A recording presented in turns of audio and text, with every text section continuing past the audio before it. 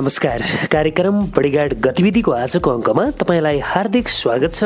म कमल पौडेल। हरेक हप्ताको आइतबार यसै समयमा प्रसारण हुने कार्यक्रम बडीगार्ड गतिविधि र यसको पुनः प्रसारण सोमबार बिहान तपाईँ निरन्तर सुन्दै आउनु भएको छ र आज पनि हामी यो कार्यक्रममा उपस्थित भएका छौँ। बडीगार्ड गाउँपालिकाको आर्थिक सहयोग सहकार्यमा सञ्चालित यो कार्यक्रममा आज हामी कुराकानी गर्दैछौँ बडीगार्ड गाउँपालिकाका अध्यक्ष गण्डकी थापा अधिकारीसँग। आज हामी उहाँसँग बडीगार्ड गाउँपालिकाले कसरी काम गर्दैछ, के छ योजना, के छन्, यस्तै विषयहरूमा कुराकानी गर्नेछौँ। आज उहाँसँग यो पहिलो कुराकानी पनि हो। तपाईँलाई रेडियो सारथीमा हार्दिक स्वागत छ। एकदम धन्यवाद छ हजुरलाई।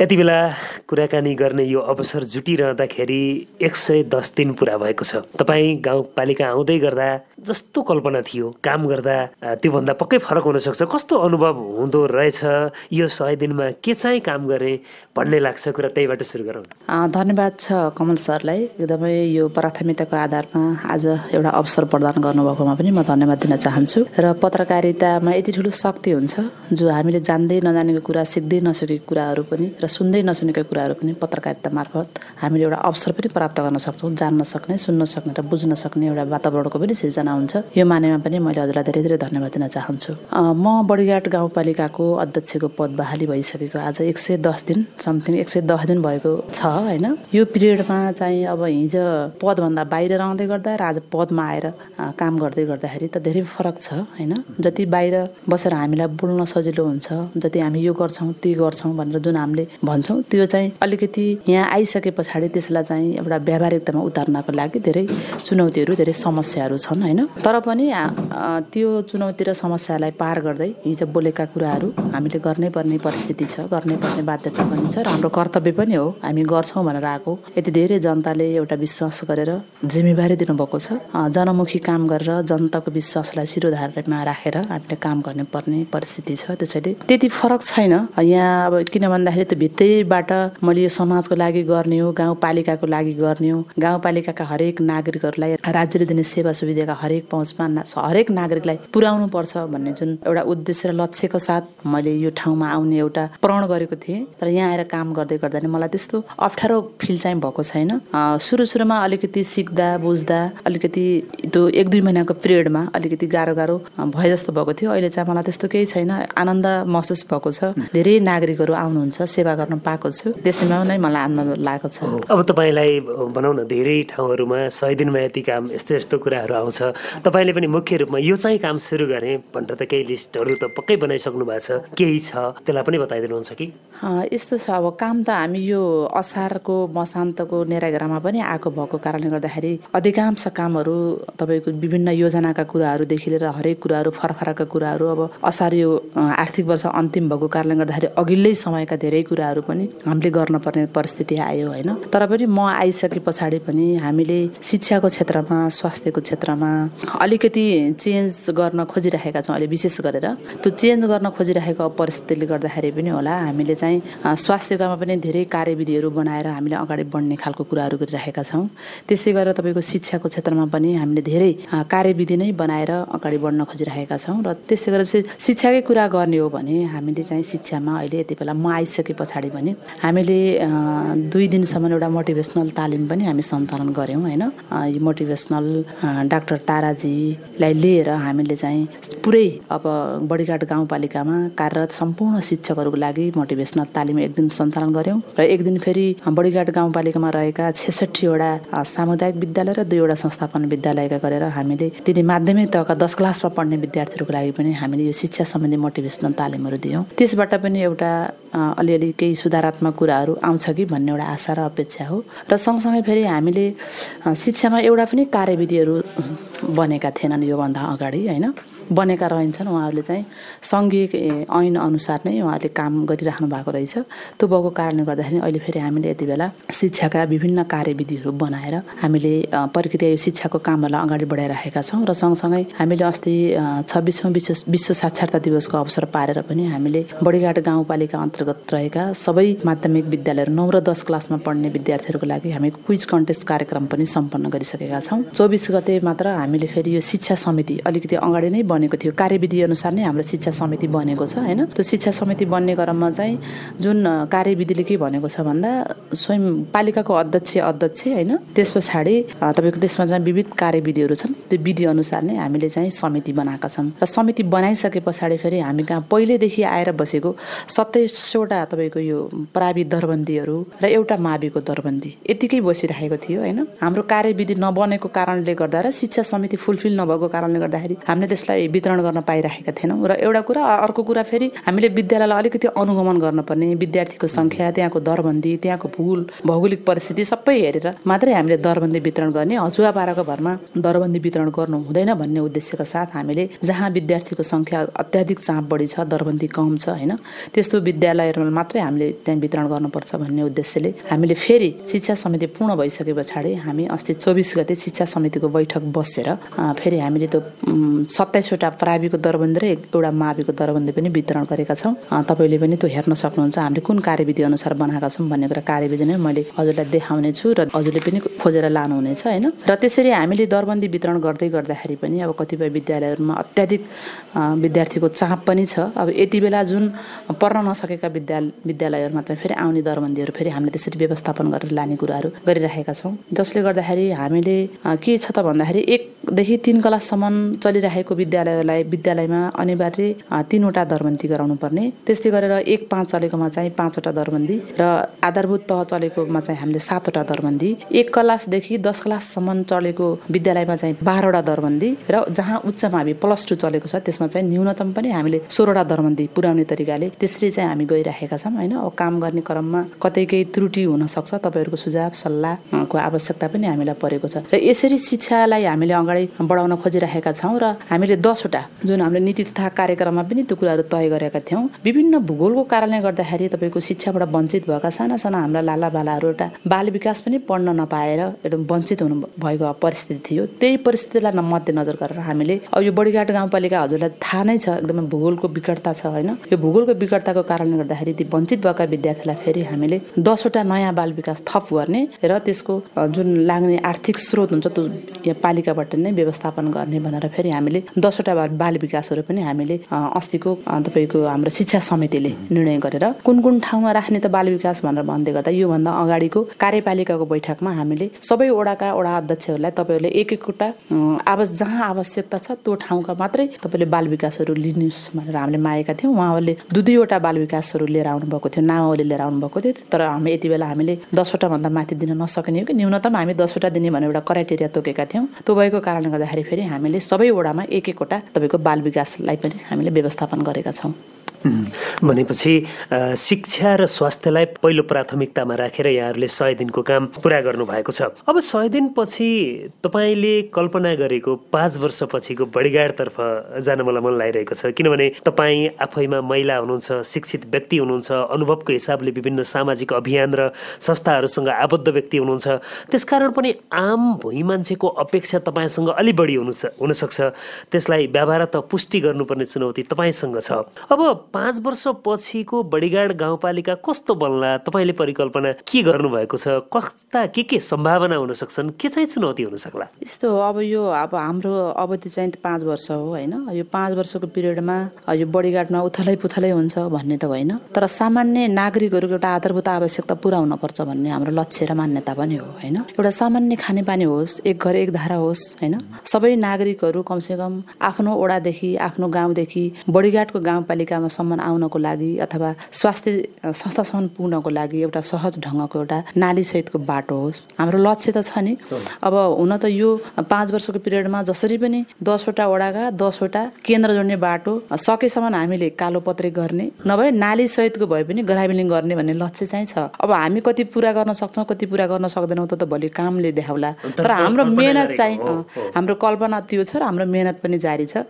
एउटा बाटो तपाईको जसरी पनि व्यवस्थित रहनु पाउनुपर्छ भनेर हामीले त्यो एउटा कल्पना गरेका छौँ। र त्यस्तै अब शिक्षाको कुरा गर्ने हो भने अब शिक्षाको कुरा त धेरै कुरा गरिसकेको छ र पनि एउटा सामान्य नागरिकको छोरा छोरीले एउटा गाउँमा कोही त घर भन्नुहुन्छ त जङ्गलमा पनि छ क्या, त्यस्तो मान्छेले त्यस्तो नागरिकका छोराछोरीले पनि शिक्षा पाउनुपर्छ भन्ने उद्देश्यको साथ हामीले अलिकति बढी यो शिक्षा र स्वास्थ्यलाई नै फोकस गरिरहेका छौँ होइन। तर हाम्रो यो 5 वर्षको पिरियडसम्म चाहिँ कमसेकम कुनै पनि महिलाहरू एउटा प्रसुति हुन नपाएर, तपाईँको डेलिभरी हुन नपाएर घरमै डेलिभरी गराएर कसैको ज्यान नजाओस्, बच्चाको ज्यान नजाओस् भन्ने त्यो कल्पना गरिरहेका छौँ। र अर्को कुरा के हो त भन्दाखेरि अहिले के छ भन्दाखेरि हाम्रो जस्तै यो सामाजिक सुरक्षा भत्ताको कुराहरू छ होइन। अब वृद्धहरू धेरै टाढा टाढाबाट बैङ्कमै आउन पर्ने, बैङ्कमा आएर त्यो भत्ता लानुभन्दा पनि बढी तपाईँको बाटो खर्च नै जाने भएको कारणले गर्दाखेरि हामीले चाहिँ बैङ्कसँग नै कोअर्डिनेसन गरेर अहिले हजुरले पनि थाहा पाउनु भएको छ। जस्तै वडा नम्बर 8मा चाहिँ हामीले अहिले एक ठाउँमा मात्रै उहाँले वितरण गर्नुहुन्थ्यो, अहिले हामीले 2 ठाउँमा वितरण गरेका छौँ होइन। एउटा हामी रणसिंह किटिङको तल तपाईँको फोर्सा भन्नेमा वितरण गऱ्यौँ, अर्को चाहिँ हामीले माथि भेडीखोर भन्नेमा वितरण गऱ्यौँ, जो कि 2 ठाउँ लानै मिल्दैन भन्ने खालको कुराहरू गर्नुभयो थियो। हामीले चाहिँ त्यहाँको जाते आते गाडीको व्यवस्थापन, सुरक्षाको व्यवस्थापन हामी सबैले गऱ्यौँ, पालिकाले गर्यो। त्यस पछाडि के अरे बैङ्कले लगेर त्यहाँ भत्ता वितरण गर्यो। र त्यो मैले भन्न खोजेको कुरा के हो त भन्दाखेरि कमसेकम वृद्धहरूलाई जुन सामाजिक सुरक्षा भत्ता पाउनुहुन्छ उहाँलाई चाहिँ हामीले सकेसम्म हामीले नजिकै गएर दैलोमा त नभनौँ होइन, वडा कार्यालयमा जाँदै गर्दा नि अर्को भूगोलमा रहेको मान्छेलाई त्यो वडा कार्यालय पनि टाढा हुनसक्छ, त्यो ठाउँमा लगेर भए पनि उहाँलाई अलिकति सहज ढङ्गबाट चाहिँ त्यो वितरणहरू गर्ने। त्यस्तै गरेर अब स्वास्थ्यमा पनि तपाईँको सामान्य एउटा सिटामोल खान नपाएर, जीवनजल खान नपाएर स्वास्थ्य संस्था के हो भन्ने गाउँहरू पनि रहेछन् कि अहिले घुम्दै जाँदा डुल्दै जाँदा त्यस्तो खालको समुदाय पनि भेटियो। त्यस कारणले गर्दाखेरि स्वास्थ्यको पनि हामी पहुँचमा पुर्याउनुपर्छ भनेर अहिले स्वास्थ्यको पनि विभिन्न ठाउँमा भूगोलको आधारमा हामीले चाहिँ स्वास्थ्य इकाइहरू स्थापना गरेर हामीले काम गर्ने कुराहरू गरिरहेका छौँ। तपाईँले देख्नु पनि भएको छ होला, अहिले चाहिँ हाम्रो स्वास्थ्यमा पनि असाध्यै राम्रो काम गरिराख्नु भएको छ। अहिले गाउँ गाउँमा जाने, हजुर टोल टोलमा गएको छ, शिविर सञ्चालन गरिरहेका छौँ। हामीले त्यहाँ टिबी रोग लागेकाहरू जस्तै अब त्यस्तो प्राणघातक रोग लागेकाहरूलाई पनि हामी खकारद्वारा कसरी हुन्छ ल्याब टेस्ट गरेर त्यहाँ पत्ता लगाउने र सँगसँगै फेरि त्यहाँ डेलिभरी हुने महिलाहरूको चाहिँ भिडियो एक्सरेहरू गर्ने होइन। यस्तो खालको कामहरू पनि हाम्रो स्वास्थ्यबाट एकदमै द्रुत गतिमा अगाडि बढिरहेको छ। र यो सबै कुराहरू मैले किन जोड्न खोजिरहेको छु भन्दा यहाँको सामान्य स्वास्थ्यका कुराहरू, शिक्षाको कुराहरू, खानेपानीको कुराहरू हाम्रो यिनी एकदमै दैनिक रूपमा नहुने आधारभूत आवश्यकताहरू हुन्। त्यसैले मैले बडीघाट गाउँपालिकालाई अब एकदमै स्विजरल्यान्ड नै बनाउँछु भन्ने कुरा होइन कि, तर बडीघाट गाउँपालिकामा भएका हरेक नागरिकहरूले यो 5 वर्षको पिरियडमा सामान्यभन्दा पनि सामान्य, न्यूनतम भन्दा नि न्यूनतम तपाईँको हरेक आधारभूत आवश्यकताहरू परिपूर्ति गर्ने चाहिँ मेरो चाहिँ लक्ष्य छ, एउटा उद्देश्य पनि छ। त्यसमा पनि हजुरहरूको सहयोग होइन साथको आवश्यकता हामीलाई छ। पक्कै पनि सबै नागरिकहरूको साथबाट मात्रै पालिका साँच्चैकै समृद्ध बन्न सक्छ, यहाँका स्रोतहरू परिचालन हुन सक्छन्। अब समाजमा एक खालले विभाजित मनोविज्ञान छ, त्यो राजनैतिक दलका हिसाबले, भूगोलका हिसाबले वा अरू विभिन्न पक्षहरूबाट, किनकि ती मनोविज्ञानहरू कतै भूगोलले तल र माथि भनेको छ, पूर्व र पश्चिम भनेको छ, कतै राजनीति भनेको छ, कतै विभिन्न हिसाबले ती सबैलाई समायोजन गरेर काम गर्ने कुरा सजिलो चाहिँ छैन। कसरी समायोजन गर्नुहुन्छ? तर गर्छु भन्ने लाग्छ होइन। एबिसी राजनीतिक दल भने नि समाजसेवी भने पनि होइन, कुनै सङ्घ संस्थामा जेमा काम गर्ने भने पनि आखिरै समाजको लागि काम गर्ने हो। तर हामी के हो त भन्दाखेरि राजनीतिक दल भनेकै नै हामी नै हो, हामी राजनीतिक दलबाटै आएको हो होइन। तर हामीमा के हुनु पर्यो भन्दाखेरि अलिकति सकारात्मक सोच हुनु पर्यो। हिजो हामी जस्तै म एउटा जनप्रतिनिधि भएर अहिले यहाँ तपाईँसँग प्रत्यक्ष साक्षात्कार भएको छु, तर हिजो म कुनै पार्टीको मान्छे चाहिँ अहिले पनि म यो समयभन्दा बाहिर निस्क्यो भने कुनै राजनीतिक हुन सक्छु होइन। भलै त्यसमा चाहिँ राजनीतिसँग नजोडिएको भन्ने केही पनि, राजनीतिक भनेको त समाज परिवर्तन गर्ने नै हो होइन, विकास गर्ने हो, समाज सेवा गर्ने हो। मान्छेले अहिले यो राजनीतिलाई एकदमै तपाईँको राजनीतिक हामीले सही ठाउँमा सदुपयोग गर्न सकेनौँ कि, भने जस्तो काम हामी गर्न सकेनौँ कि, त्यही भएर राजनीतिप्रति धेरै मान्छेहरूको, धेरै नागरिकहरूको वितृष्णाहरू सिर्जना भइरहेका छन्। अहिले स्वतन्त्रका कुराहरू अलिक बढी चलिरहेका छन् होइन। त्यो भएको कारणले गर्दाखेरि मलाई के लाग्छ भन्दा बडीघाट गाउँपालिकामा मैले चारैतिर फर्किएका राजनीतिक दलका व्यक्तिहरूलाई पनि एकै ठाउँमा राखेर तपाईँको काम गर्न पर्छ भन्ने मेरो भनाइ हो। र मेरो एउटा त्यो उहाँलाई एउटा मेरो अनुरोध पनि हो। किन भन्दा मैले काम गर्दै गर्दाखेरि मैले काङ्ग्रेसको मात्रै काम गर्ने होइन नि त, मैले एमालेको मात्रै काम गर्ने होइन नि त, म जनप्रतिनिधि भएर आइसके पछाडि त यहाँ बसोबास गर्ने हरेक सङ्घ सङ्गठनका हरेक राजनीतिक ठाउँमा आस्था र विचार राख्ने मान्छेहरूको लागि मैले काम गर्ने होइन। जस्तै कुनै विद्यालयमा मैले आज काम गर्दै गर्दाखेरि त्यो विद्यालयमा एउटा सङ्घको मात्रै टिचर त छैन नि, एउटा सङ्गठनको मात्रै टिचर त छैन नि।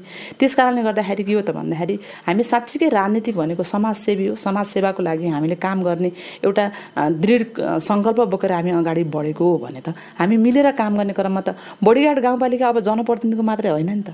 बडिघाट गाउँपालिकामा त यहाँ हामीले कार्यपालिकाका हामी 54 जना छौँ, 54 जनाको मात्रै पालिका त होइन नि त।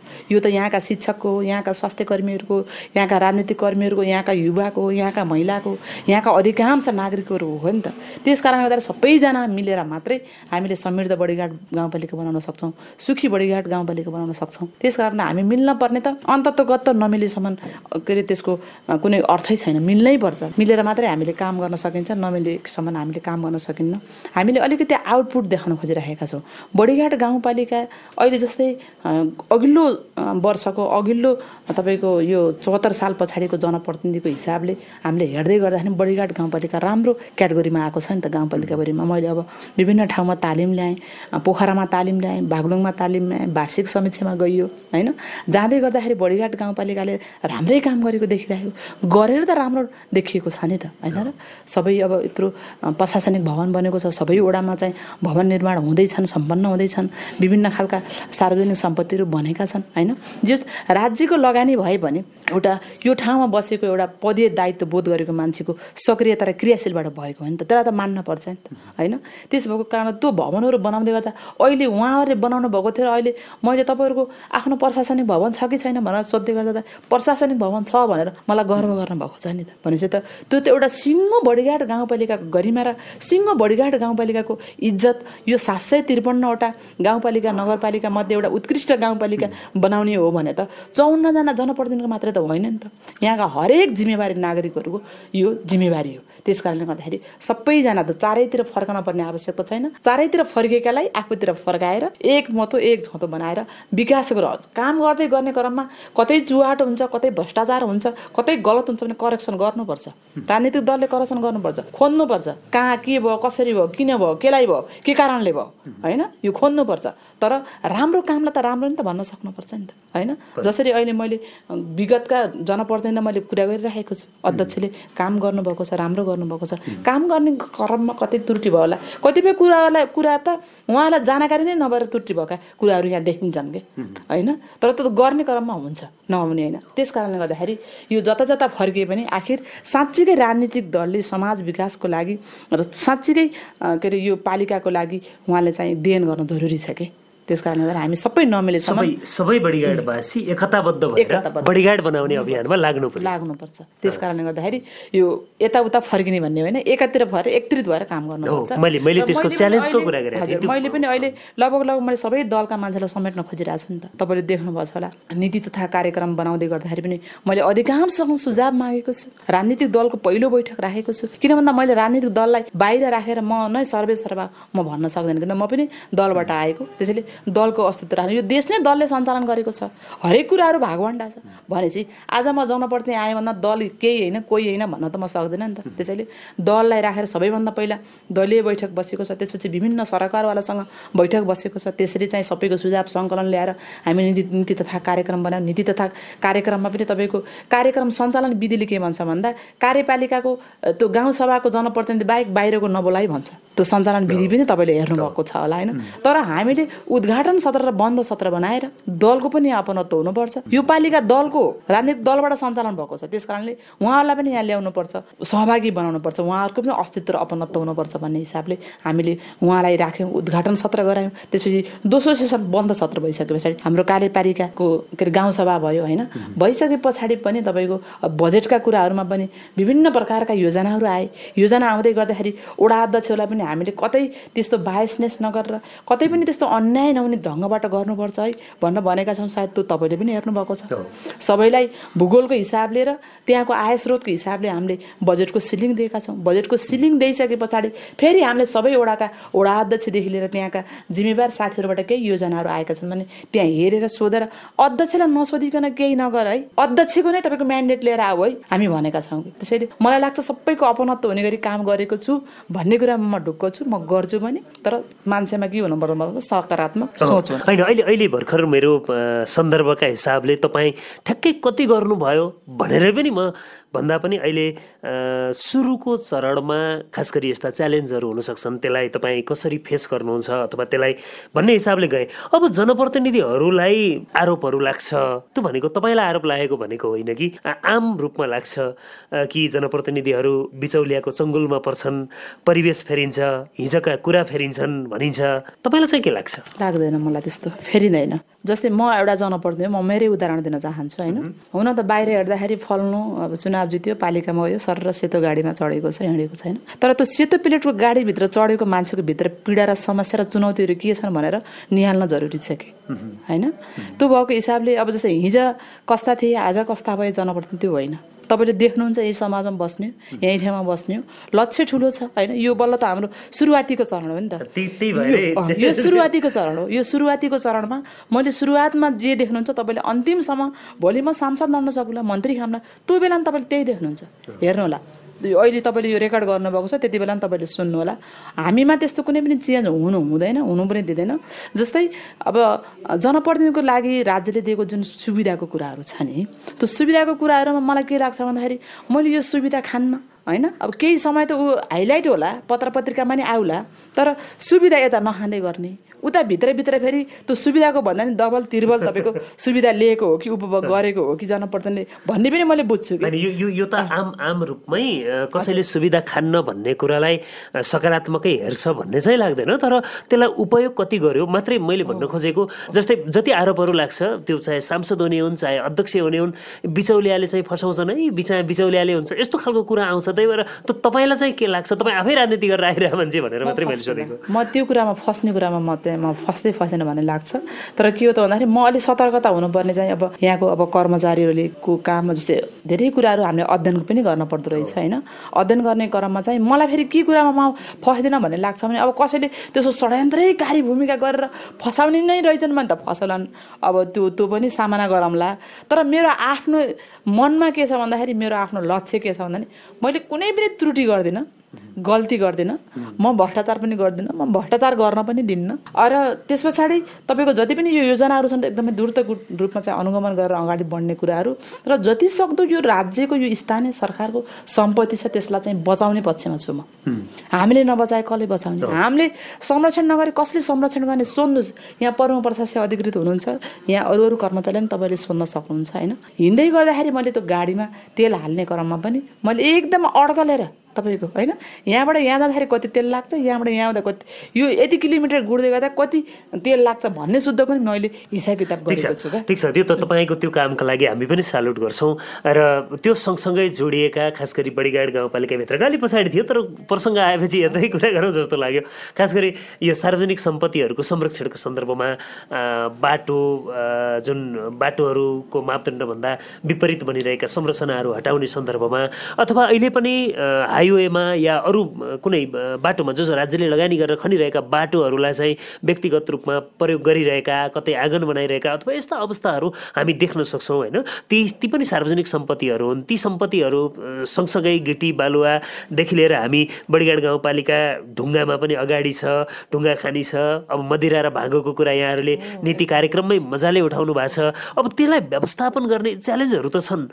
अब त्यसलाई संरक्षण गरेर त्यो स्थानीय पुँजीलाई उपयोग गरेर स्थानीय जुन हामीसँग भएको प्राकृतिक स्रोत र साधनलाई प्रयोग गरेर रोजगारी सिर्जना गर्नका लागि यहाँहरूले घोषणापत्रमा होस् या पहिला भनाइहरूमा पनि यहाँहरूले त्यसलाई भनिरहनु भएको छ। अब त्यसरी रोजगारी सिर्जना गर्नका लागि नयाँ नीति तथा कार्यक्रममा शिक्षा र स्वास्थ्यका कुरा हामी अघि पनि गरेका छौँ। कसरी चाहिँ त्यसलाई प्रयोग गरेर त्यसलाई रोजगारीसँग जोड्न सकिएला अथवा कसरी काम गर्न सकिएला र सार्वजनिक सम्पत्तिको पनि संरक्षण कसरी गर्न सकिएला? हो, सार्वजनिक सम्पत्तिको वास्तवमै भन्ने भने तपाईँको अलिकति व्यथित नै छ कि छेउछाउमा सार्वजनिक पऱ्यो भने तपाईँको एक कुटो भयो भने तान्न पाउँदो भन्ने मान्छेको मानसिकता छ।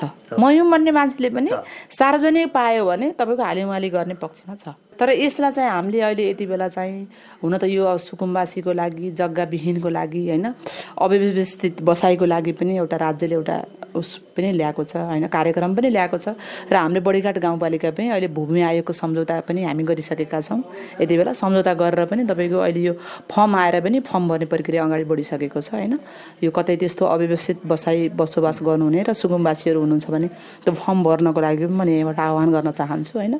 र अन्य बाटोघाटोकामा हेर्दै गर्दाखेरि पनि जुन मध्य पहाडीको लोकमार्गमा अलिकति बाटोको मापदण्डभन्दा अगाडिहरू पसल ल्याएर बस्यो, यिनलाई चाहिँ हामीले अहिले ठ्याक्कै यही गर्ने भनेर त्यो खालको एउटा कार्यविधि त हामी बनाएका छैनौँ।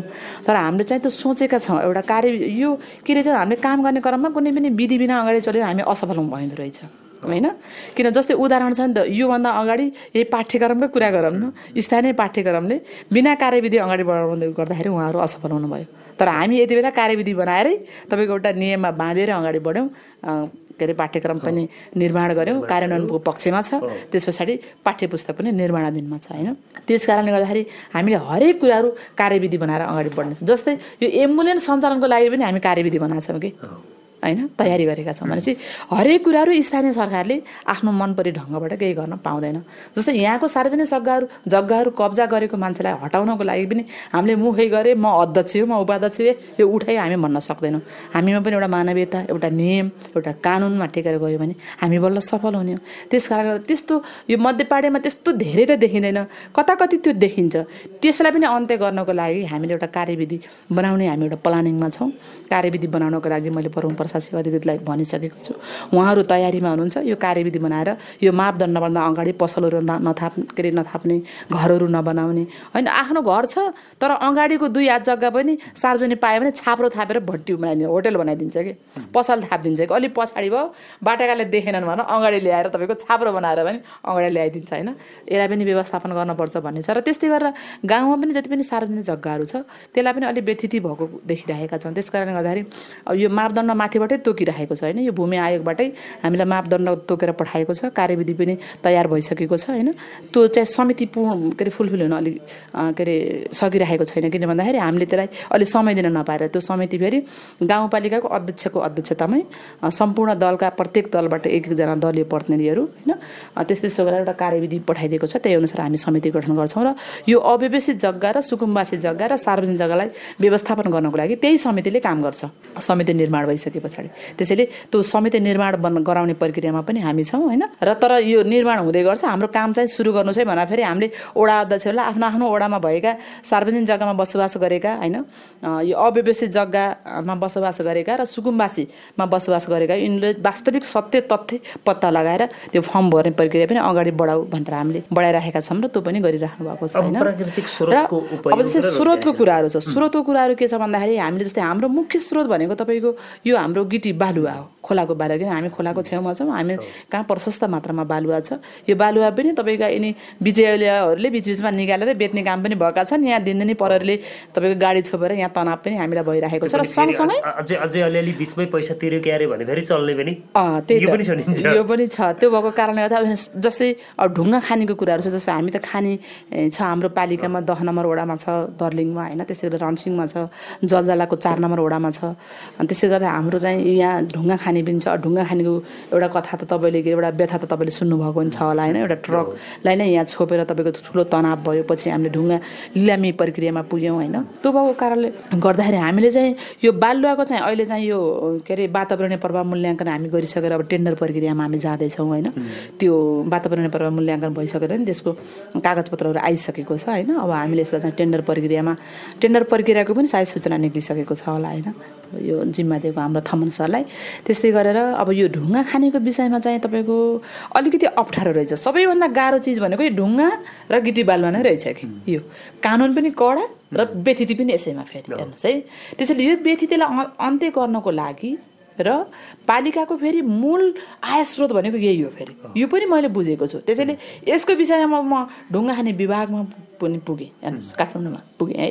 पुगिसके पछाडि उहाँहरूले मलाई के भन्नुभयो तपाईँले स्थानीयमै एउटा विधि बनाएर अनि वहीँ स्थानीयमै यसलाई चाहिँ कसरी सञ्चालन गर्ने भन्ने तरिकाले तपाईँहरू जानुहोस्, तपाईँलाई प्रशस्त मात्रामा आम्दानीको स्रोत हुन्छ भन्नुभयो होइन।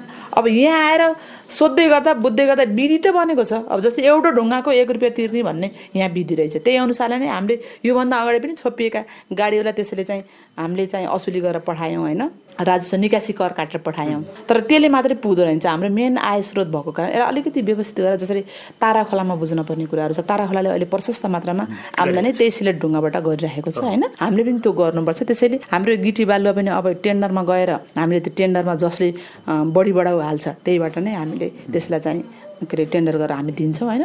ढुङ्गाको पनि हामीले व्यवस्थापन गरेर त्यो गरिरहेका छौँ। र अर्को कुरा सँगसँगै हजुरले यो लोकल रक्सी र भाँगो जोड्नु भएको छ होइन। यसमा चाहिँ हामी नीति तथा कार्यक्रम पनि राखेका छौँ। हामी हिजो घोषणापत्रमा पनि राखेका छौँ। यसलाई जसरी नै गर्नुपर्छ भन्ने कुराहरू छ होइन। यो जस्तै मदिरा यो घरेलु रक्सीको विषयमा चाहिँ गण्डकी प्रदेशले निर्णय गरेको छ होइन।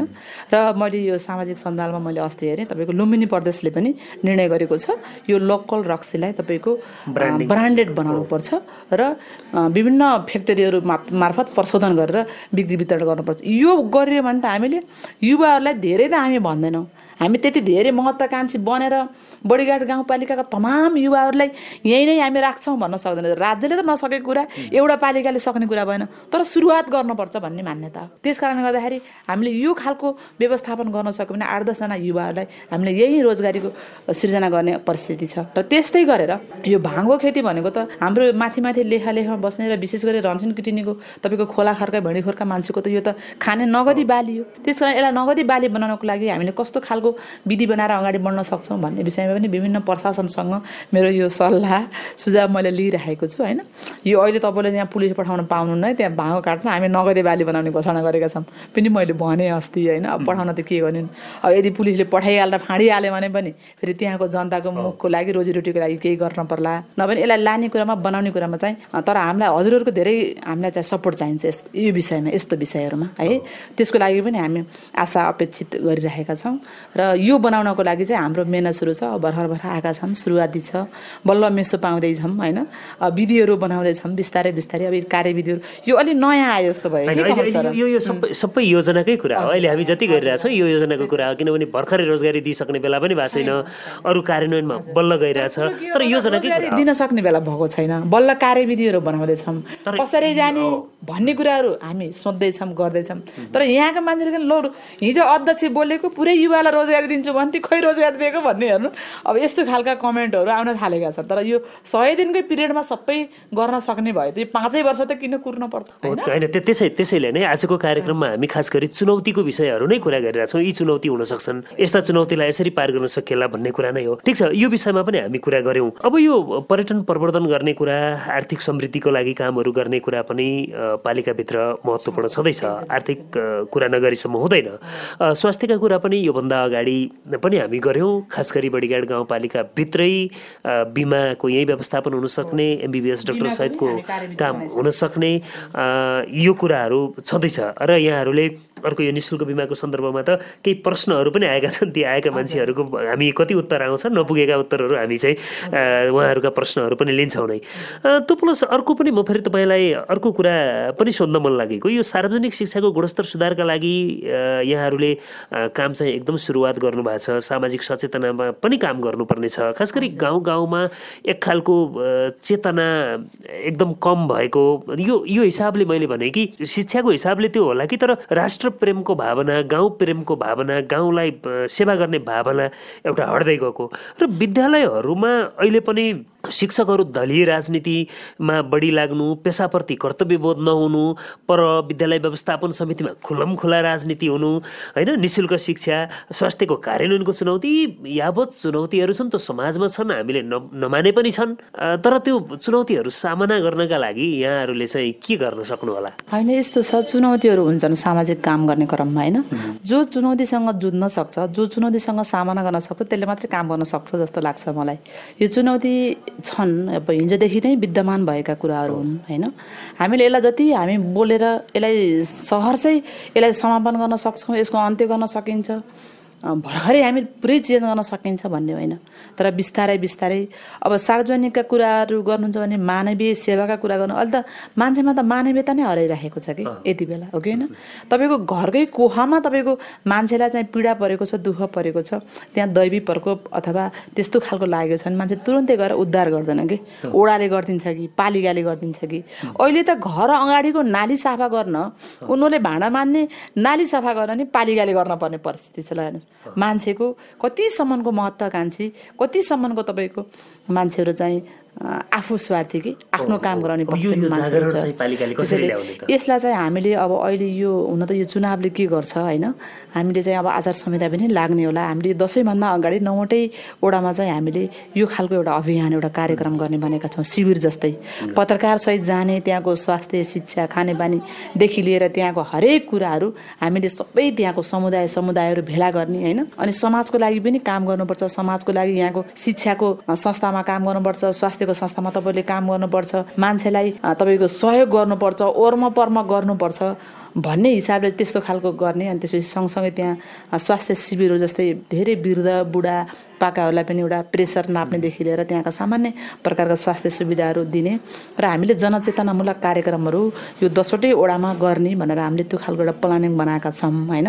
त्यो प्लानिङमा चाहिँ हाम्रो यो सकारात्मक सोच सम्बन्धी केही कुराहरू हामीले त्यहाँ दिने। मान्छेलाई यो पनि हो कि अब अहिले खालि तपाईँको फेसबुक हेरेको छ, युट्युबहरू हेरेको छ होइन, त्यहाँ अलि हेर्दै गर्दाखेरि यो भ्युजको लागि हो या के को लागि पेसेवरको रूपमा पनि अलिकति नकारात्मक कुराहरू बढी आउने गर्छन् र मान्छेले त्यही हेरिरहेका हुन्छन् कि त्यसले गर्दाखेरि मान्छेमा छुट्टै प्रकार एउटा मानसिक प्रभाव चाहिँ त्यहाँ परेको छ। त्यस कारणले गर्दाखेरि हामीले जनचेतनामूलक कार्यक्रमहरू प्रत्येक वडामा गएर गर्ने, उनीहरूलाई सकारात्मक सोच सम्बन्धी कार्यक्रमहरू दिने र सार्वजनिक सम्पत्तिको संरक्षण हामीले गर्नुपर्छ भन्ने खालको चेतना पनि अभिवृद्धि गर्ने र सँगसँगै यहाँ वडामा भएका हरेक शिक्षा र स्वास्थ्यहरूको सुधार ल्याउनको लागि पनि हाम्रो दायित्व छ। त्यहाँ हामीले पनि हेर्नुपर्छ, अनुगमन गर्नुपर्छ। विद्यार्थी विद्यालयमा पढाएर मात्रै हुन्न, ती विद्यार्थीको अभिभावकले पनि विद्यालय निगरानी गर्नुपर्छ भनेका छौँ। र त्यो भएको कारणले गर्दाखेरि हामीले हिजो पनि एउटा शिक्षा समितिले निर्णय गरेको छ, शिक्षाकोलाई पुरस्कार विद्यार्थी मार्फत गर्ने भनेका छौँ।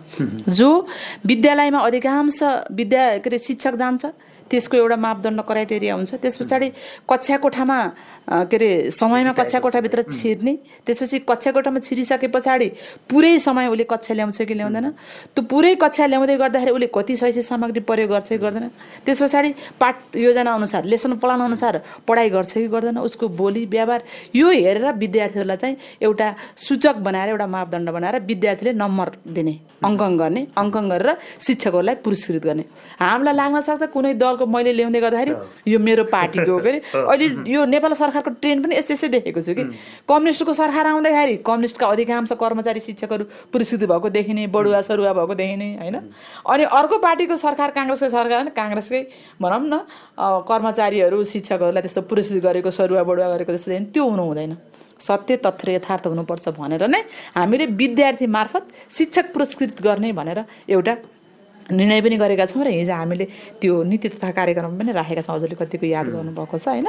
त्यो कुराहरू छन्, जस्तै दलको कुराहरू गर्दै गर्दाखेरि त्यो छ, एकदम अत्याधिक छ। हामीले राजनीति गर्नु हुँदैन, हामी सरकारी कर्मचारीले राजनीति गर्नु भनेको अपराध हो, हामी पेसा पर्दैन नै, वफादारी त बन्नुपर्छ भनेर हामीले मुखले भन्छौँ होइन, व्यवहारमा लागु हुँदैन। त्यसै कुरा के आयो भन्दा यहाँ शिक्षा समितिमा पनि कुरा आयो कि जति पनि हाम्रो बडीघाट गाउँपालिकामा शिक्षकहरू हुनुहुन्छ राजनीतिक दलमा आबद्ध, उहाँहरू विभिन्न राजनीतिक दलको पदमा पनि हुनुहुन्छ, उहाँलाई राजीनामा दिन लगाउनुपर्छ। यो शिक्षकहरू जस्तै टेन्टेटिभ तपाईँको निजामती कर्मचारीहरू त हुनुहुन्न, खासै देखिनुहुन्न, तर शिक्षकलाई लास्टै राजनीति लाग्छ। त्यो शिक्षकमा पनि सबैलाई लाग्दैन, फेरि त्यहाँ एउटा दुइटाहरूलाई लाग्छ, 2-4जनालाई लाग्छ।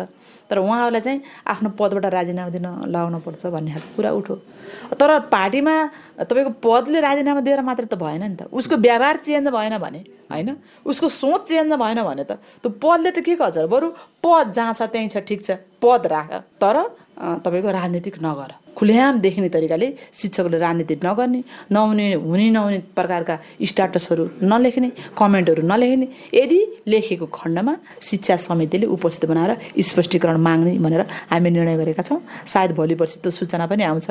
त्यसलाई पनि कसैले नेगेटिभली रूपमा ल्याउला, कसैले पोजिटिभ रूपमा पनि ल्याउला। म पनि हिजो शिक्षा पेसा गरेकै मान्छे हो होइन। म राजनीति गर्ने भएर त शिक्षामा नअटाएकै कारणले गर्दा म आफ्नो पेसा छोडेर जागिर छोडेर म यता आएको होइन, राजनीतितिर आएको। तर पनि मैले सम्मान गर्छु। राजनीति गर्नको लागि छुट छ, सबैलाई स्वतन्त्रता, तर कति बेला गर्ने कति बेला नगर्ने, मेरो पहिलो दायित्व के हो र दोस्रो दायित्व के हो, मेरो पहिलो जिम्मेवारी के हो र दोस्रो जिम्मेवारी के हो भन्ने कुरा सोच्न जरुरी छ।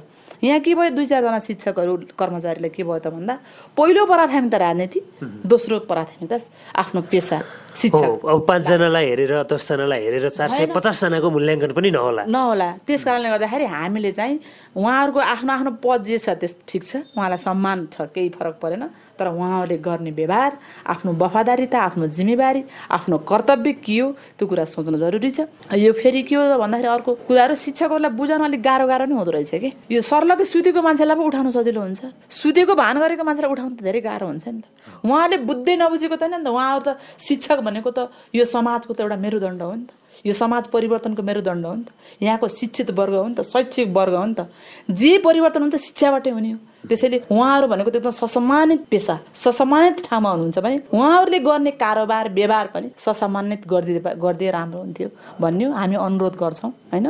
उहाँहरूले चाहिँ सकेसम्म आफूले जागिरी खाने बेलासम्म त्यस्तो खालको के अरे राजनीतिक भाग नल्याइदिने, त्यस्तो खालको नगर्ने। अब अघि पछि छुट्टीको बेला, छुट्टीको समयमा उहाँहरू राजनीतिमा गयो भने त्यो झन्डै बोकेर फोटो त किन खिच्न पर्छ होइन र? काम गरेर फोटो खिचेर फेसबुकमा नहाले पनि त के फरक पर्छ र होइन। त्यस कारणले गर्दा यसलाई चाहिँ सुधार्नको लागि अब हामी सबैको दायित्व हो भन्ने कुरा बुझ्न जरुरी छ। हामी त्यसरी जाँदैछौँ। अब पढे लेखेका मान्छेहरूलाई, बुझेका मान्छेहरूलाई अलिकति भन्न गर्न पेल्न पनि गाह्रो हुँदो रहेछ। तर नपेलेसम्म तपाईँको सुध्रिनै रहन्छ भन्ने कुरा बुझाइ छ अलिकति होइन।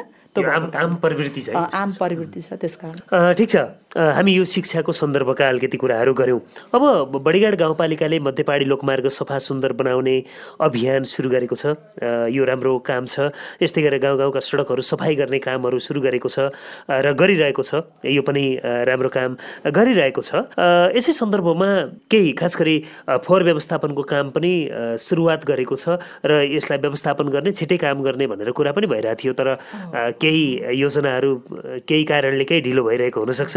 हामीसँग समय एकदमै कम छ। अब आगामी वर्षका योजनाहरू समयमा सक्नका लागि यहाँहरूले एउटा कार्यतालिका पनि तयार गर्नुभएको छ। समयमै सक्ने भनेर भन्नुभएको पनि छ। यसको केही कमिटमेन्टहरू हुनसक्छ र यहाँहरूको अरूको लागि अनुरोध गर्ने, आम रेडियो सुनिरहेका मान्छेहरूलाई अनुरोध गर्ने केही विषयहरू पनि हुनसक्छ। यो यहाँले पनि राख्नुहुनेछ। र यहाँसँग उठेका केही प्रश्नहरू छन्। खासमा यो पहिल्यै कार्यक्रममा धेरै कामको नतिजा हेर्ने बेला भइसकेको होइन। यद्यपि केही कुराहरू आइरहेका, टिप्पणीमा आएका केही कुराहरू म यहाँलाई राख्न चाहन्छु र हामी अन्तिमको कुरा गर्नेछौँ।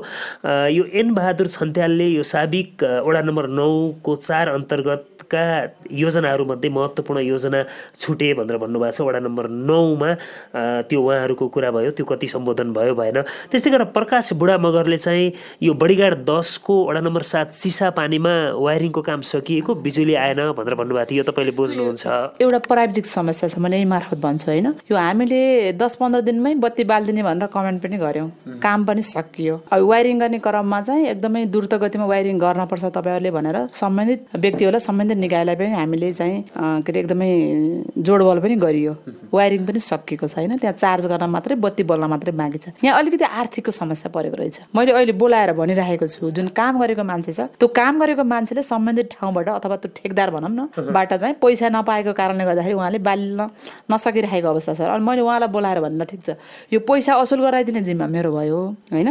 तर यो दसैँभन्दा अगाडि जसरी पनि बत्ती बोल्नुपर्छ, दसैँमा सबैको उज्यालो हराभरा बन्नुपर्छ भनेर मैले भनेको छु। उहाँको जम्मा 1,70,000 रुपियाँ पैसा निकास गर्न नसकेर यो बत्ती रोकिराखेको छ। यो मैले अस्ति तपाईँको वार्षिक समीक्षा कार्यक्रममा बागलुङको समन्वयमा पनि यो कुराहरू गरेको छु। विद्युत प्राधिकरणमा मलाई लाग्छ यो असोसम्म बत्ती बल्छ।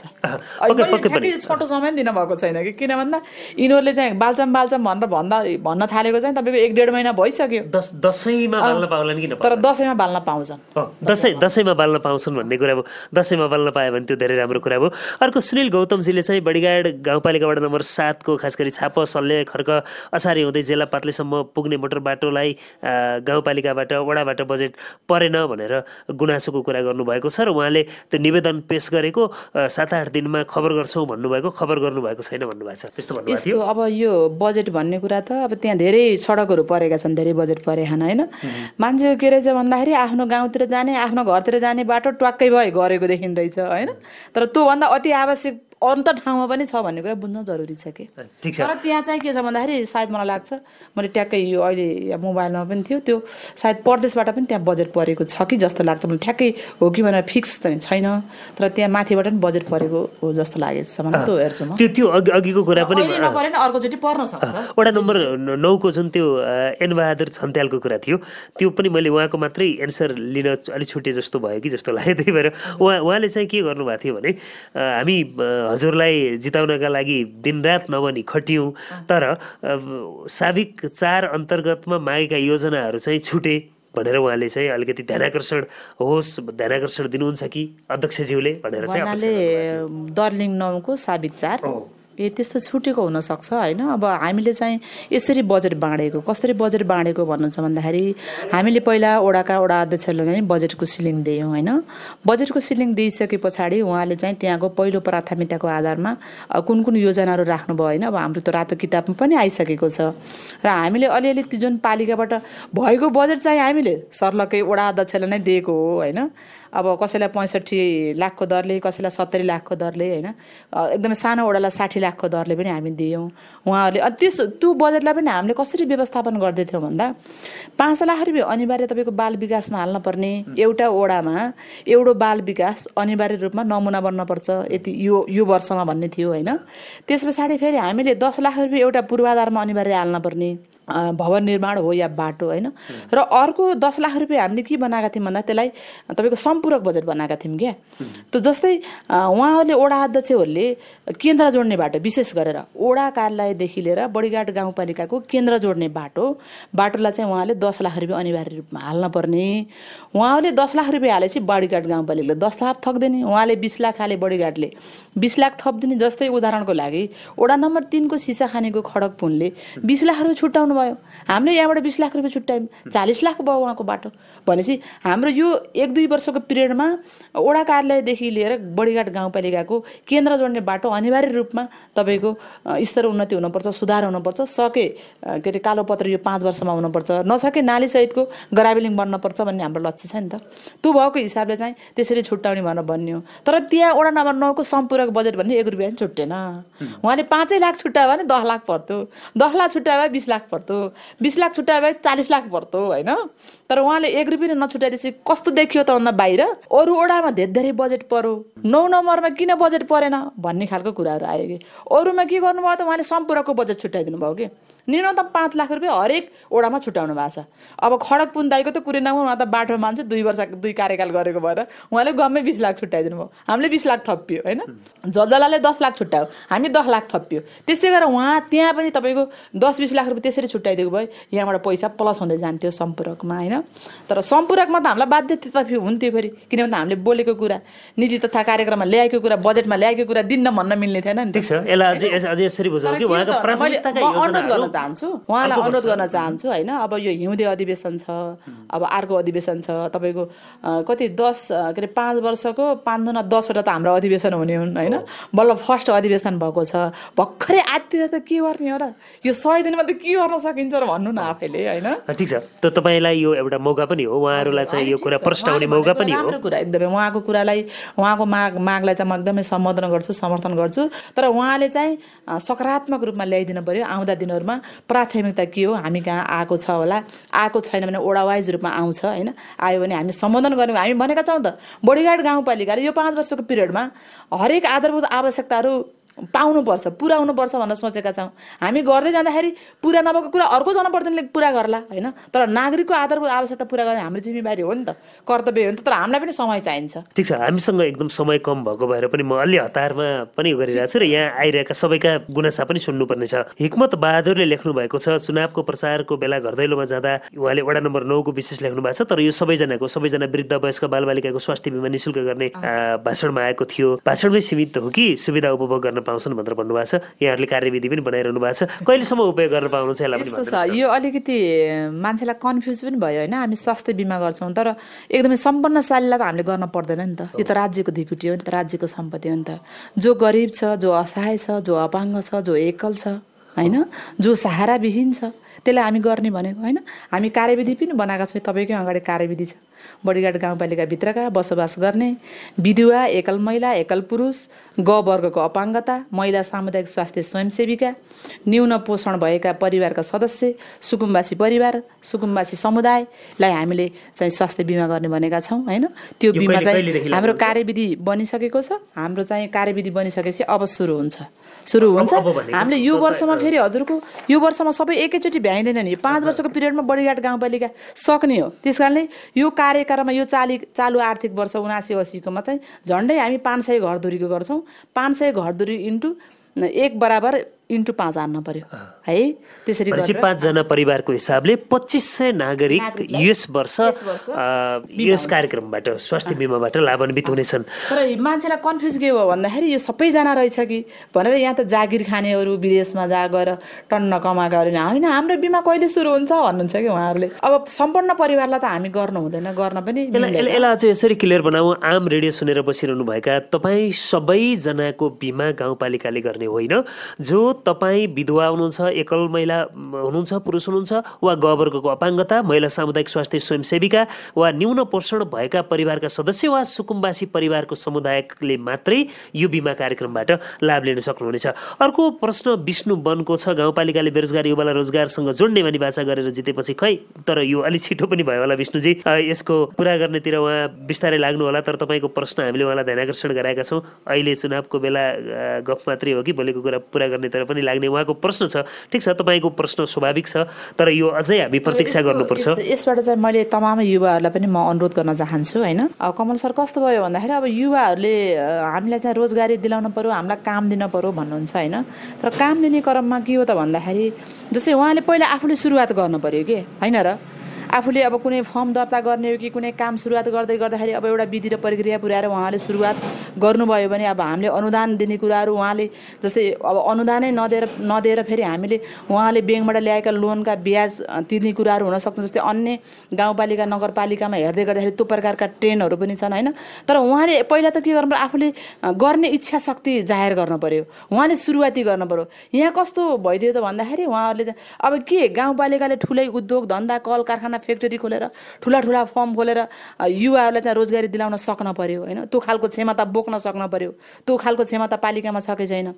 यदि होइन भने उहाँहरूले चाहिँ आफ्नो ठाउँमा बसेर काम गर्न चाहनुहुन्छ, आफ्नो जन्म ठाउँमा आफ्नो जन्मभूमिमा उहाँले काम गर्न चाहनुहुन्छ, उहाँहरूले त्यो काम गर्ने चाहना राख्नुहुन्छ, इच्छा शक्ति राख्नुहुन्छ भने उहाँले चाहिँ आफ्नो काम सुरुवाती गर्यो भने गाउँपालिकाले सपोर्ट गर्छ, विधि र प्रक्रिया पुऱ्याएर सपोर्ट गर्छ। तर के भयो त्यो कुरो भन्दाखेरि सुरुवात नै पालिकाले तपाईँको लगानी गरिदिनु पर्छ भनेर भन्दै गर्दाखेरि त अब यो राज्यको सम्पत्ति सिङ्गल व्यक्तिलाई गएर अरू के अरे पर्सनल मान्छेलाई त के अरे लगानी गर्न सक्दैन नि त। तर उहाँको काम कारोबार विधि र विधानलाई हेरेर हामी काम गर्ने हो। हामी जनप्रतिनिधि विधिमा बाँधिनुपर्छ, नियममा बाँधिनुपर्छ, विधिलाई टेकेर काम गर्नुपर्छ। त्यस कारण त मैले तमाम युवाहरूलाई म अनुरोध गर्न चाहन्छु, तपाईँहरूको इच्छा के हो, के काम गर्न चाहनुहुन्छ। मैले अब केही समय पछाडि दसैँतिरको नेरागेरामा यो बडिघाट गाउँपालिकाको टेन्टेटिभ अधिकांश युवाहरूलाई चाहिँ यो सकारात्मक सोच सम्बन्धी र यो आफैले काम गर्न सक्ने त्यस्तो खालको कृषि अथवा अन्य व्यापार व्यवसाय के हुन्छ त्यो खालको एउटा ट्रेनर ल्याएर एउटा तालिम पनि दिने भनेर सोचिराखेको छु। त्यसमा चाहिँ हजुरहरूले पनि सपोर्ट गर्नु होला। हामीले त्यो युवाहरूलाई एकदमै यो दिनपर्ने आवश्यकता मैले देखिरहेको छु क्या। त्यस कारणले गर्दाखेरि युवाहरूले पनि आफ्नो तर्फबाट केही लगानी गर्नुपर्छ, हामी सपोर्ट गर्छौँ, साथ दिन्छौँ। अब जीवन मगरले स्वागत योग्य काम हुँदैछ साथी हो, नतिजा आउने 1 वर्ष लाग्छ भन्नुभएको छ, पक्कै पनि केही समय लागिहाल्छ। तिल खत्रीजीले यो निवेदन उप चाहिँ जिज्ञासा राखिदिनु होला भन्नुभएको छ। यो वडा नम्बर 7 कै विषय यहाँ आफै बुझ्नुहुन्छ होला। खासमा त्यो वडा कार्यालय स्वास्थ्य कार्यालयकै होला यो निवेदन, अलि प्रश्न यहाँ बुझिएन, यो तपाईँहरूलाई आइसकेको निवेदनको अब विषय? यो स्वास्थ्य कार्यालयको विषयमा त यो अलि पहिल्यै यो आजभन्दा 4-5 वर्ष अगाडि नै तपाईँको स्वास्थ्य कार्यालयको लागि जग्गा पास भइसकेको छ, लालपुर्जा आइसकेको छ, एकचोटि भवन पनि परिसकेको हो। त्यो भवन परिसके पछाडि जुन गगन थापा स्वास्थ्य मन्त्री हुँदाखेरि भवन पनि परिसकेको होइन। भवन परिसकेपछि पछि फेरि त्यो गगन थापाहरूको सरकार ढल्यो, अर्को सरकार आउँदाखेरि त्यो भवन बन्न सकेन, अहिले भवन बन्ने प्रक्रियामा छ। अब यो त हामीले अब के अर्को छुट्टै स्वास्थ्य इकाइ त्यहाँको भूगोलको त्यहाँको समुदायको आवश्यकताले चाहिँ हामी राख्न सकिन्छ होइन, त्यो स्थानान्तरण गर्न सकिएला, के अरे अर्को ठाउँमा राख्न सकिएला एउटा शाखा इकाइ। तर हामीले त्यही स्वास्थ्य संस्थालाई चाहिँ माथि ल्याएर यो न हामीलाई विधिले दिन्छ, न कानुनले दिन्छ, न केही दिन्छ। यो त अब एउटा प्रक्रियामा धेरै पहिलादेखि नै के अरे सञ्चालन भइरहेको संस्था हो, यो हामीले स्थापना गरेको संस्था पनि होइन होइन। त्यो भएको कारणले यो काम गर्न त हामी त्यति सक्दैनौँ। यो सिधै उत्तर आइसकेको छ। अर्को गोपाल गोल्ड स्मिथ सङ्गम भनेर लेख्नु भएको छ। उहाँले शैक्षिक बेरोजगार युवाहरूले राहतको महसुस गर्ने गरी अबको दिनहरूमा बडिघाट गाउँपालिकाको नीति तथा योजनाहरू के छन् भन्नुभएको छ। यो कुरा खास अगाडि पनि आइसकेको छ। एकजना साथी नाम उल्लेख नगर्ने शर्तमा भन्नुभएको छ, मेरो प्रश्न अध्यक्षज्यूलाई, चुनावको बेला वडा नम्बर 10मा सुत्केरीलाई अन्डा दिन्छौँ र एम्बुलेन्सको सुविधा गराउँछौँ भन्नुभएको थियो। त्यो चाहिँ कहिलेसम्म पुरा हुन्छ? अनि बडिघाटमा रोजगार सिर्जना गर्छौँ भन्नुभएको पनि कहिले पुरा होला भन्नुभएको छ। खासमा रोजगारीको कुरा त योभन्दा अगाडि पनि आएको छ। यो सुत्केरीलाई अन्डा र एम्बुलेन्स सुविधा यो पालिकाभरिकै विषयमा एकदमै हामी त सुत्केरीलाई निःशुल्क सेवा दिने भनेका छौँ। सुत्केरीलाई के अरे स्वास्थ्य संस्थामै तपाईँको गर्भवती गराउनुपर्छ भनेका छौँ। स्वास्थ्य संस्थामै गर्भवती गराउन नसक्ने यस्ता जटिल प्रकारका तपाईँको व्यथा लागेको र जटिल प्रकारको भयो भने त्यसलाई चाहिँ हामी एम्बुलेन्स होइन हेलिकप्टर मार्फतै गण्डकी प्रदेश अथवा गण्डकी पोखरा काठमाडौँ बुटोल कहाँ पुर्याउनु पर्ने पुर्याउने भनिरहेका छौँ। तर त्यो हामीलाई जानकारी हुन पर्यो, त्यो हामीसँग आउन पर्यो। हामी सुरुवात गरिसकेका छौँ। योभन्दा अगाडि हामी 2वटा सुत्केरीलाई चाहिँ हामीले एम्बुलेन्स मार्फत उद्धार गरिसकेका छौँ। हामी आफै यहाँबाट पैसा उठाएर गरिरहेका छौँ होइन। त्यस कारणले गर्दाखेरि चाहिँ यो सुरुवात भएको छ। सुरुवात कहिलेबाट गर्ने भन्दा नि भइसकेको भएको कारणले गर्दा हामी एकदमै सेवामा छौँ। यहाँ भएका बडिघाट गाउँपालिका वडा नम्बर 10को मात्रै म कुरा गरिनँ, बडिघाट गाउँपालिकामा भएका हरेक महिलाहरू जहाँ गर्भवती महिला हुनुहुन्छ उहाँहरूलाई चाहिँ सकुशल रूपमा तपाईँको सुत्केरी गराउने उहाँको नैसर्गिक अधिकार हो होइन। आमा र बच्चा सुरक्षित ढङ्गबाट सुत्केरी हुन पाउनुपर्छ, त्यो मेरो लक्ष्य। म एउटा महिला भएको हिसाबले नै सुत्केरीको पीडा त मलाई थाहा हुन्छ नि त। त्यसैले त्यो अन्डाको कुरा मात्रै होइन, जीवन दिने कुरा गरिरहेका छौँ हामीले। त्यसैले यो चाहिँ हामीलाई जानकारी हुनुपर्छ। सम्बन्धित निकाय स्वास्थ्य, बडिघाट गाउँपालिकाको अध्यक्ष, बडिघाट गाउँपालिकाको उपाध्यक्ष, आफ्नो वडाको अध्यक्ष मार्फत हामीलाई सञ्चार प्रवाह होस्।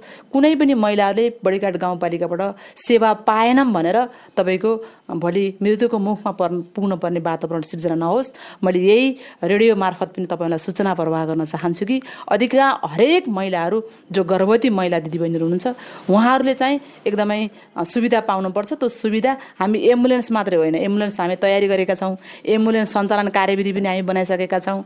हामी कहाँ एउटा बिग्रिएको एम्बुलेन्स ल्याएर फाल्नु भएको छ, त्यो हामीले बनाउँदैछौँ, ड्राइभर राख्दैछौँ होइन। तर एम्बुलेन्सै नपाए नि हामी गाडी रिजर्भ गर्नुपर्ने हो कि अध्यक्ष बोक्ने गाडीले बोक्नु पर्ने हो कि होइन, हामी ट्याक्सी पठाउनु पर्ने हो कि पिकअप पठाउनु पर्ने हो कि होइन। सामान्य बिरामीलाई त हामी पठाइरहेका छौँ भने सुत्केरी महिलालाई त हामी निःशुल्क सेवा दिने भनिरहेका छौँ। त्यसैले एम्बुलेन्स मात्रै होइन, अप्ठ्यारो परिस्थिति आएर त्यस्तो प्रकारको रिपोर्ट डक्टरले निकाल्यो भने हामीले हेलिकप्टर मार्फत नै उद्धार गर्ने हामीले घोषणा गरेका छौँ, गर्छौँ। त्यो हामीलाई जानकारी हुनुपर्छ। पक्कै पनि यो महत्त्वपूर्ण कुरा यहाँले भन्नुभएको छ। एउटा सानो प्रश्न पनि यहाँ अझै छुटेको रहेछ। यो भनेको खासमा वडा अध्यक्षज्यूहरूको सवारी लाइसेन्सको सन्दर्भमा कुरा रहेछ। यो खासमा चाहिँ अरूलाई नियमन गर्ने निकायका मान्छेहरू आफैले चाहिँ नियम पालना गर्नु पर्ला कि नपर्ला भनेर प्रश्न आएको छ। एकदमै पर्छ। वडा अध्यक्षहरूले मैले भनिसकेको छु, हाम्रो हाकिम साहब पनि त्यही हुनुहुन्छ, मैले हाकिम साहबलाई भनेको छु जुन वडा अध्यक्षले तपाईँलाई लाइसेन्स दिन्छ त्यो वडा अध्यक्षलाई मात्र तपाईँले बाइक दिनुहोस्। यदि त्यो बाइकले भोलि हुन जाने घटनाहरू, त्यो बाइकले भोलि देखाउन सक्ने पर्न सक्ने समस्याहरू त्यसको जवाफदेही बडिघाट गाउँपालिका हुन्न। आज पनि वडा अध्यक्षज्यूका बाइकहरू अरू कोही सदस्यहरूले अरू कोही मान्छेले चढेर हिँड्नुहुन्छ भनेर भन्नुहुन्छ भने त्यस्तो छ होला। यो अहिले त हामीले नयाँ बाइक त वितरण गरेका छैनौँ होइन, पुरानै बाइक हो, हामीले बाइक खरिद पनि गरेका छैनौँ। अब पुरानै बाइक हो, कतिजनाले बुझाउनु भयो, कतिजनाले एकदम थोत्रो पारेर बुझाएर तपाईँको अहिले पनि ग्यारेजमा छन्, यहाँ लाखौँ पैसा तिर्नुपर्ने परिस्थिति छ। अलिकति के छ भन्दाखेरि तपाईँको यो राज्यको सम्पत्ति गाडीलाई अलिकति तपाईँको व्यवस्था र अलिकति माया नगरेको देखिएको छ कि अब त्यसको नेतृत्व गर्दा त्यो गर्नुपर्छ, माया गर्नुपर्छ। जस्तै म अध्यक्ष चढ्ने गाडी अहिले पहिला कसरी चलेको त्यो मलाई थाहा छैन, तर अहिले अलिक छिटो छिटो बिग्रिन्छ। यो तपाईँलाई नि मैले जानकारी गराउनु पर्यो होइन, एकदमै छिटो बिग्रेर यो बनाइराख्नु परिरहेको छ कि अहिले बिग्रिन्छ। तर मैले यसलाई बच्चालाई जस्तो सुसार गरेको छु कि अहिले आफू चढ्ने गाडी है, सदुपयोग गरेको छु जस्तो लाग्छ। म शनिबार चलाउँदै गर्दा म पास लिएर चलेको छु, बिदामा चलाउँदै गर्दा म हुन त पोर्टफोलियोको हिसाबले म सिडिओभन्दा माथि हो गाउँपालिकाको अध्यक्छ भनेर राखेको छ नि त, तर मैले सिडिओको सही गरेको पास लिएर म चलाएको छु। हिजो मलाई पास आएन, मलाई बुर्तिमाङ जान पर्ने, आफ्नो गाडी हुँदाहुँदै अर्को गाडी खोज्न पनि अलि मान्छेलाई गाह्रै हुँदो रहेछ, तपाईँलाई नटाटेर भन्दा होइन। अनि त्यो गाडी चढ्न पास आएको छैन, के गर्नु। अनि पछि मैले यसो मेल गरेको, मेरो मेलमा पास आइसकेको रहेछ। अनि त्यो पास मैले के अरे स्क्रिनसट गरेर मोबाइलमा ल्याएर बल्ल गरेँ, किन भन्दा म बाटोमा जाँदै गर्दा मैले जवाफ दिनुपर्छ नि त। आज बिदाको दिन तैँले गाडी किन चलाइस्, आज शनिबारको दिन गाडी किन चलाइस्, आज सार्वजनिक बिदामा किन गाडी चलाइस् भनेर कोही नागरिकले भन्दै गर्दा मैले त पास आउट त मेरो हुनु पर्यो नि त, मलाई अधिकार, मलाई राइट त हुनु पर्यो नि त। मैले वडा अध्यक्षलाई भनेको छु यो के हुँदो रहेछ भन्दाखेरि अलिकति जान्दै नजान्ने मान्छेलाई भन्न सजिलो हुँदो रहेछ। अलिकति जानेकामा वडा अध्यक्ष भनेको त त्यो वडाको त मन्त्री हो नि त होइन, जिम्मेवार मान्छे हो नि त। मैले भनेको छु तपाईँको लाइसेन्स बिना खबरदार भनेको छु। अघिल्लोचोटि हामी यत्रो 5 वर्ष चलाइयो, अहिले तपाईँले आएर हाम्रो बाइक खोज्ने भन्नुहुन्छ कतिपयले होइन हामी ड्राइभर राखेर पनि चलाउँछौँ भन्नुहुन्छ। अब यो नटेरेपछि के लाग्छ तपाईँको होइन। तर पनि मैले भनेको छु बरु तपाईँले स्कुटीको लाइसेन्स ल्याउनुहोस्, स्कुटी चलाउनुहोस्, नत्र भने बाइक बिना लाइसेन्स हुँदैन। अब ड्राइभर राख्ने पनि त होइन होला, कहाँ त्यस्तो कुरा हुन्छ। तपाईँ उस्तै भएर अध्यक्षले त आफै चलाउन पायो हुन्थ्यो गाडी होइन। अझ बाइकको पनि कहीँ दुनियाँमा ड्राइभर हुन्छ, हुन्न नि त। तर त्यो नगर्नुहोस् भनेको छु, नगर्नुहोस्, गाडी यहाँ बुझाउनुहोस्। मैले भनेको छु पटक पटक कार्यपालिकामा म निर्देशन गरेको छु। त्यो भन्दै गर्दा के भन्छ अध्यक्षले पेले भन्नुहुन्छ कि उहाँहरूले, हामी नियमका कुरा गर्छौँ, निगमका कुरा गर्छौँ होइन, तपाईँका विधिका कुरा गर्छौँ, अरूलाई पालना गर्नुपर्छ भन्छौँ। आखिर आफै अध्यक्षले बिना लाइसेन्सको गाडी चलाउँछ भने त कहाँ के जवाफ दिनुहुन्छ भन्नु त। त्यसैले उहाँहरू नाजवाफ नहुनुहोस्, तपाईँले यहाँ बुझाउनुहोस् कि लाइसेन्स ल्याउनुहोस्, लाइसेन्स ल्याएर विधिवत रूपमा गाडी चलाउनुहोस्, तपाईँलाई गाडी पाउनुहोस्। किन वडा अध्यक्षले गाडी चाहिन्छ, धेरै काम गर्नुपर्छ, बेला बेलामा तपाईँको पालिका आउनुपर्छ, अब तुरुन्तै तपाईँको अनुगमनमा पनि जानुपर्छ आफ्नो वडाको होइन। गाडी चाहिँ चाहिँदो रहेछ, तर त्यो चाहिए पनि तपाईँको सदुपयोग त हुनुपर्छ होइन। भोलि कोही मान्छेलाई हान्देला जिन्दगी गएन। त्यसैले आफै जान्ने बुझ्ने हुनुहुन्छ, उहाँलाई मैले भनेको छु। मैले हाम्रो प्रमुख प्रशासकीय अधिकृता भनेको छु जसले लाइसेन्स दिन्न त्यसको बाइक तान्नुहोस्। मैले भनेको छु अब हामी 5 वर्ष चलायौँ, अहिले त आएर यो मन्त्रीभन्दा ठुलो आएर हाम्रो चाहिँ यस्तो गरे, मन्त्री शुद्ध भन्नु भएछ कि मलाई बाहिर भन्दै गर्दा। ल हेर्नु अझै पनि माग्दैन हुन्छ कि उहाँले हामीलाई बाइक जान्छ मान्छे राखेर चलाउँछ भन्नुहुन्छ। ल हेर्नु भनेपछि अलिकति गाह्रो छ, तर यसलाई चाहिँ व्यवस्थापन गर्छु मैले। अब यति कुरा गरिरहँदाखेरि अझै कति कुरा थियो होला, तर हामीसँग समय एकदमै धेरै गइसक्यो, लामो कुरा गऱ्यौँ। आम रूपमा रेडियो सुन्ने मान्छेहरूले धेरै कुरा बुझ्ने पनि मौका पाउनु होला, आम अध्यक्षज्यूप्रतिको धारणा बुझ्ने मौका पनि पाउनु होला।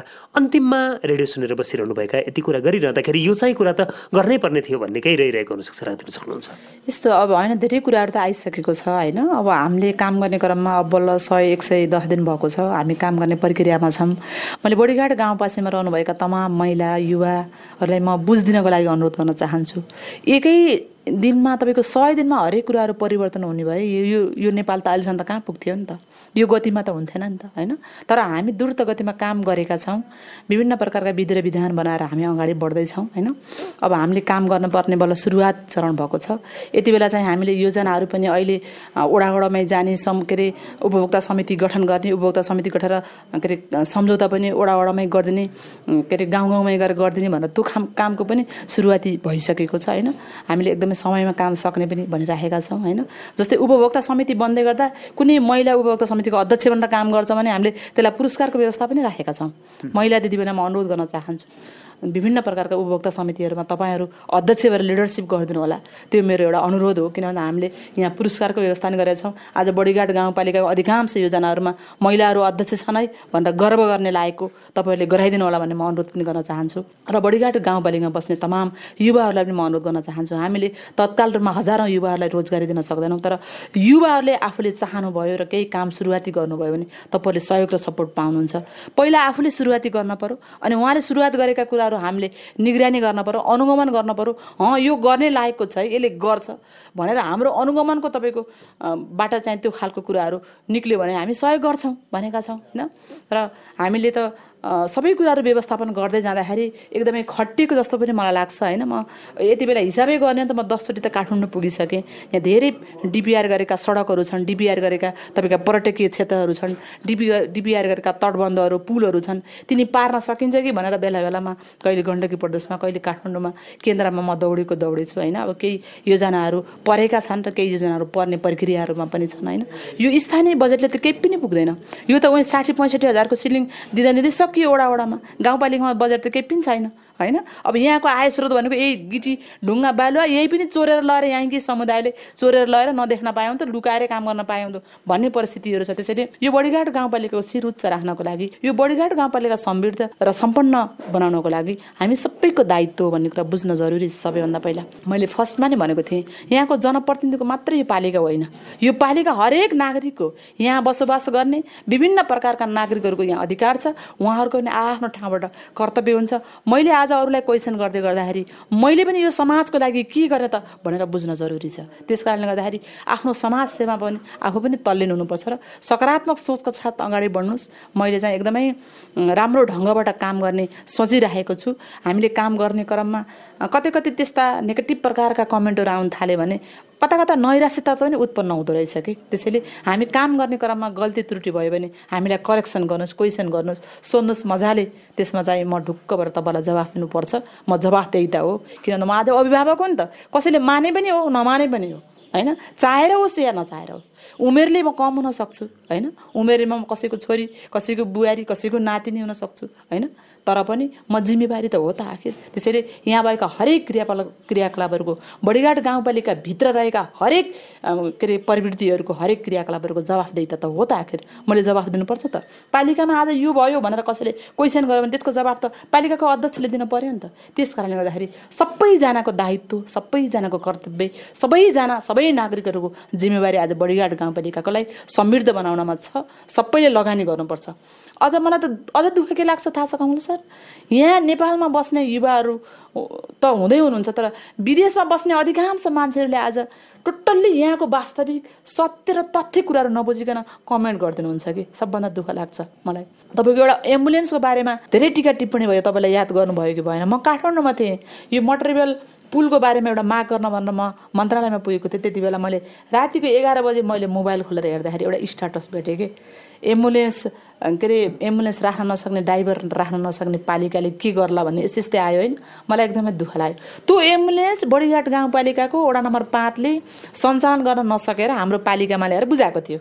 अनि यो पालिकाले चलाउनुपर्छ भन्नुभएको थियो। अनि त्यस पछाडि हामीले त्यसको प्रक्रियामा ल ठिक छ, यो पालिकाले चलाउने 2टा एम्बुलेन्स बडिघाट गाउँपालिकाले स्ट्यान्ड बाई राख्नुपर्छ भनेर हामीले त्यो कुराहरू गरेका थियौँ होइन। त्यहाँ एउटा सुत्केरी व्यथा लगाइसकेपछि उहाँले हामीलाई जानकारी दिनु भएन, एकैचोटि स्ट्याटस आइदियो कि फेसबुकमा। आइदिइसके पछाडि दुःख लाग्छ नि त।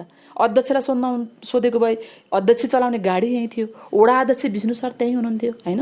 सबै कुराहरू म्यानेजमेन्ट गर्न सकिन्थ्यो नि त। तर उहाँले बिना जानकारी हामीलाई त्यस्तो खालको स्ट्याटस लेख्नुभयो। अनि विदेशबाट यस्तो नराम्रा तपाईँका कमेन्टहरू आए, दुःख लाग्यो कि। त्यसैले मैले तमाम विदेशमा रहने युवा दिदीबहिनीहरूमा अनुरोध गर्न चाहन्छु, आफ्नो पालिकाको, आफ्नो वडाको सत्य तथ्य र यथार्थ कुराहरू थाहा नपाइकन नेगेटिभ कमेन्टहरू नगरिदिनु, बरु सुझाव सल्लाह दिन सक्नुहुन्छ, इनबक्समा आएर नि कुरा गर्न सक्नुहुन्छ होइन।